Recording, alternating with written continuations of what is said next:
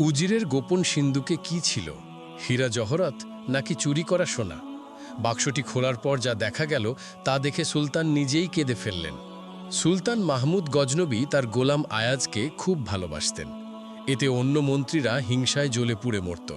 তারা সুলতানকে গিয়ে বলল, জাহাপনা, আয়াজ নিশ্চয়ই চোর। সে প্রতিদিন গোপনে একটা ঘরে ঢুকে তার সিন্দুকটি দেখে। নিশ্চয়ই সে আপনার ধনভাণ্ডার চুরি করে সেখানে জমিয়ে রেখেছে। সুলতান সন্দেহ দূর করতে সেই গোপন ঘরে হানা দিলেন, হুকুম দিলেন, ভেঙে ফেলো ওই সিন্দুক। হিংসুটে মন্ত্রীরা খুশিতে বাক্সটি ভাঙল।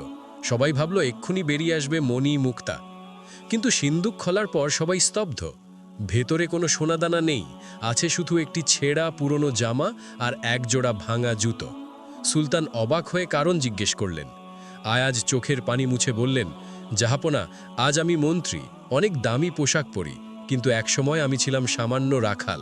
এই ছেঁড়া জামাই ছিল আমার সম্বল। তাই প্রতিদিন এই জামাটি দেখি, যাতে আমার অতীত ভুলে অহংকারী না হয়ে যায়। আয়াজের এই বিনয় আপনার কেমন লাগলো? ভিডিওটিতে একটি লাইক দিন, কমেন্টে সুবহানাল্লাহ লিখুন। এমন আরও ইসলামিক গল্পের জন্য চ্যানেলটি সাবস্ক্রাইব করুন এবং সওয়াবের উদ্দেশ্যে ভিডিওটি শেয়ার করতে ভুলবেন না।